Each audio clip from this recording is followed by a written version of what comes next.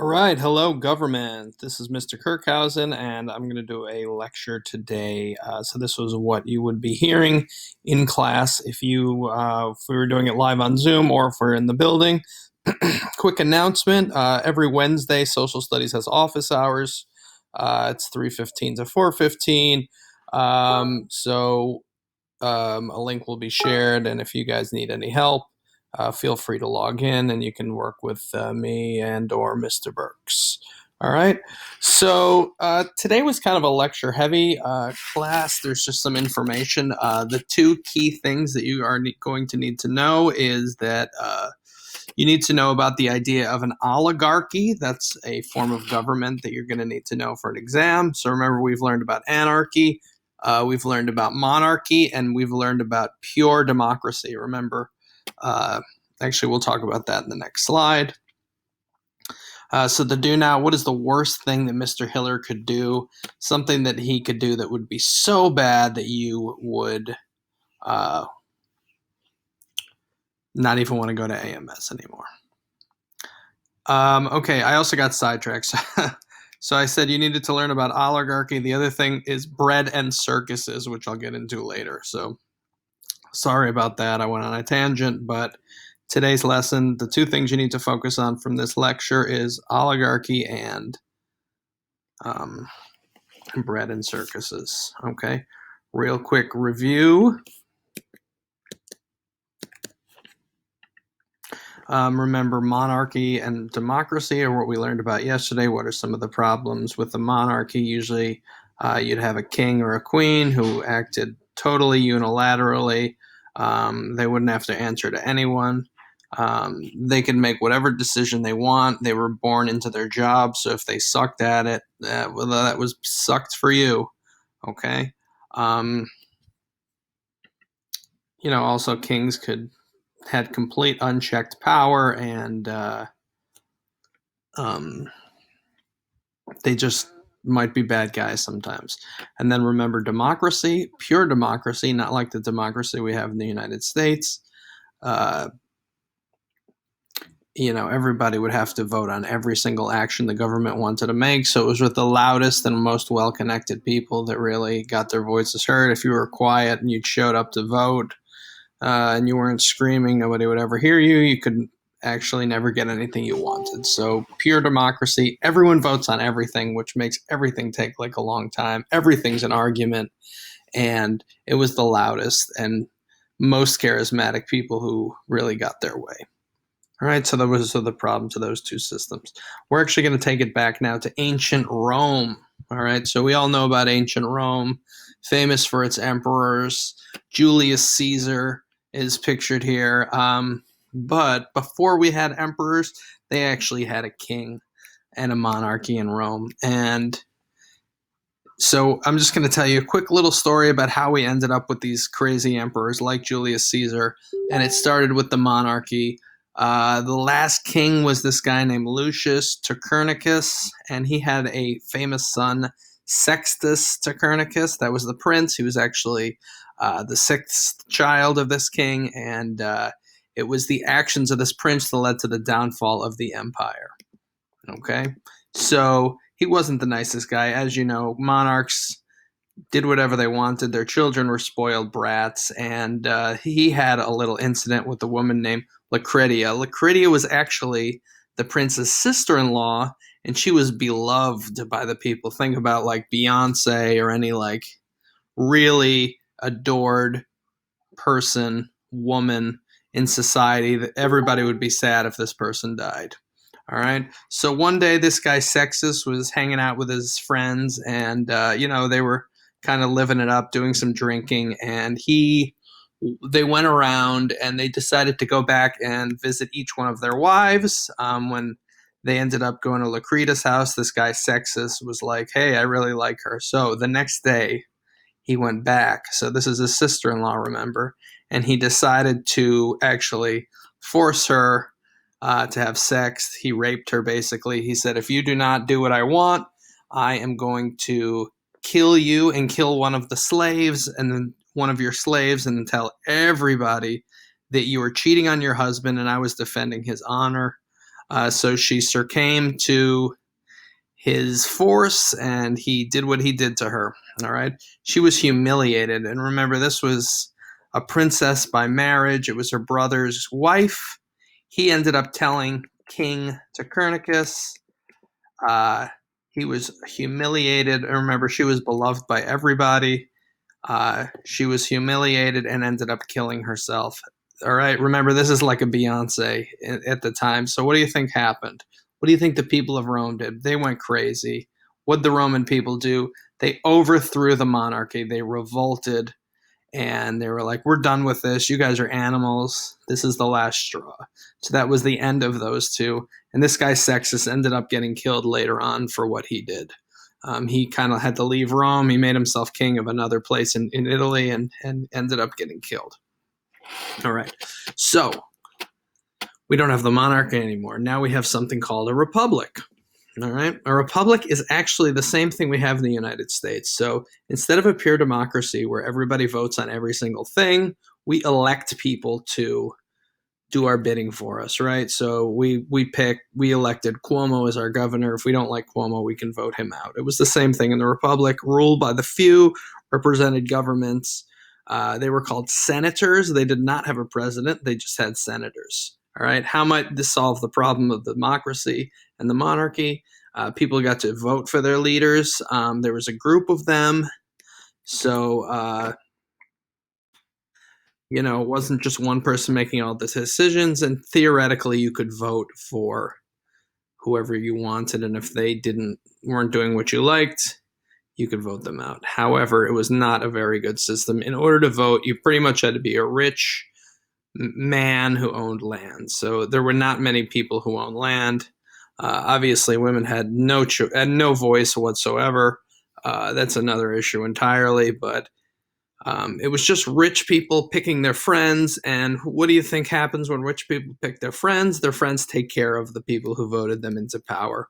And it wasn't really a republican. It was something called an oligarchy. And an oligarchy is a word that you guys need to know. Okay. Oligarchy is basically a very high powered, rich, elite group of people that are making all the decisions for the country. So think about if we had this council of billionaires that were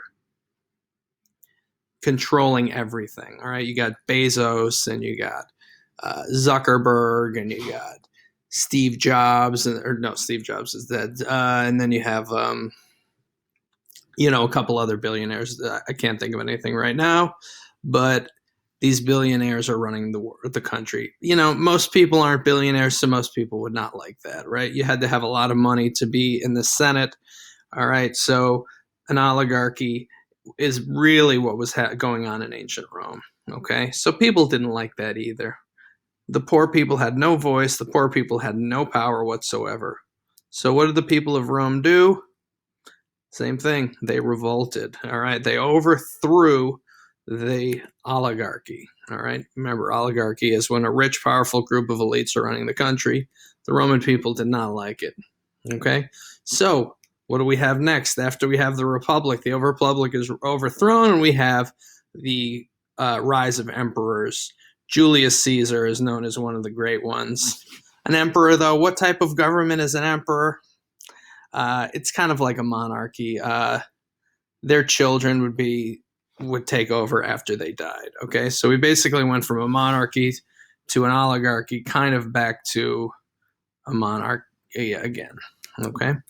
And there were quite a few emperors. Julius Caesar was one of the first. And then we get to this really crazy guy called Caligula. Caligula was an egomaniac. He was a cross-dresser. He was just doing all kinds of crazy things. He wanted people to call him Jupiter. Jupiter was the god of the universe. He created these pleasure boats that were these extravagant ships that would row around, and he would have orgies on these ships. He was in love with his horse, and he wanted his horse to be treated like a human, and he made his horse into like a high government official. He built a temple for himself because he thought he was a living god, put himself on all the money.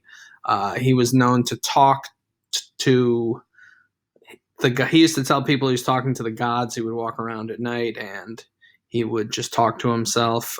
He was a cross dresser. This guy was wild. So we had a lot of emperors like that. And do you know what the people did? You think they overthrew him? No, they did absolutely nothing. They overthrew the first monarchy because of what the prince did. They overthrew the oligarchy because it was unfair. But to these crazy emperors like Caligula, they didn't do anything. And do you know why? Because the Roman emperors knew how to keep the people's attention away from what they were doing. And there comes to a term called bread and circuses. So if you look down here, this quote, give them bread and give them circuses, and they will never revolt.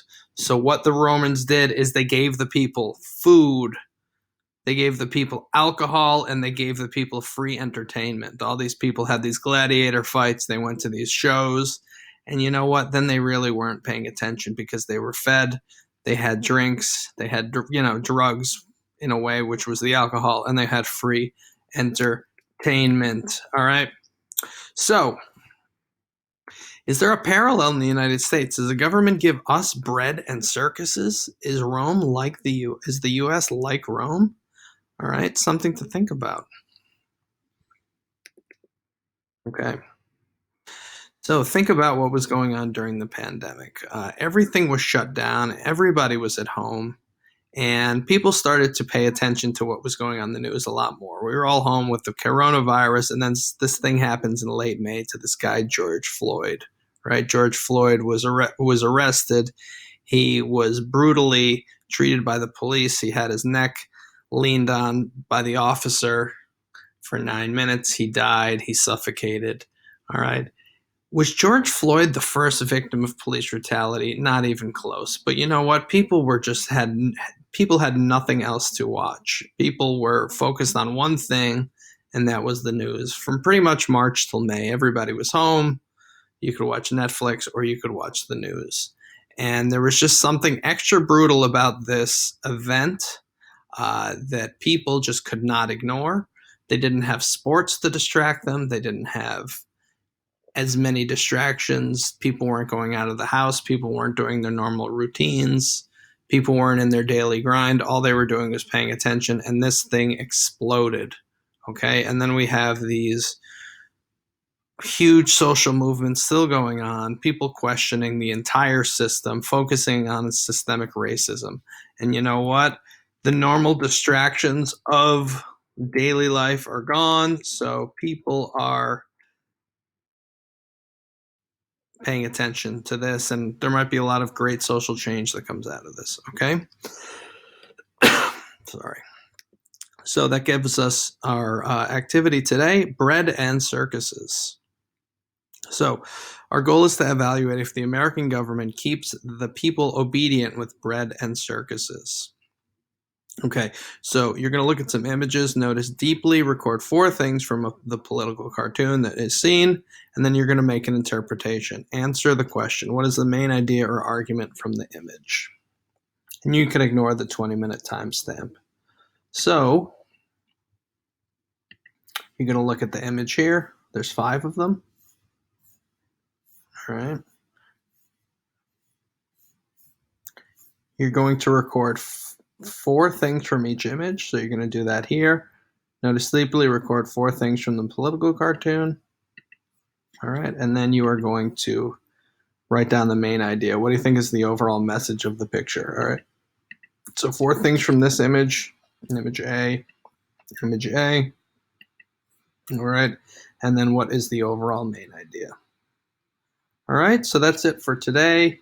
So the 2 things you need to know about bread and circuses and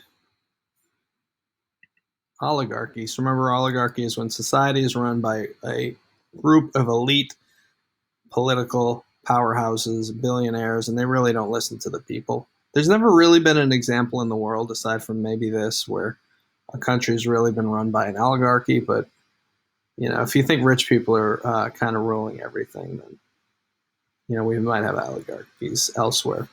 All right, guys, that's it for today.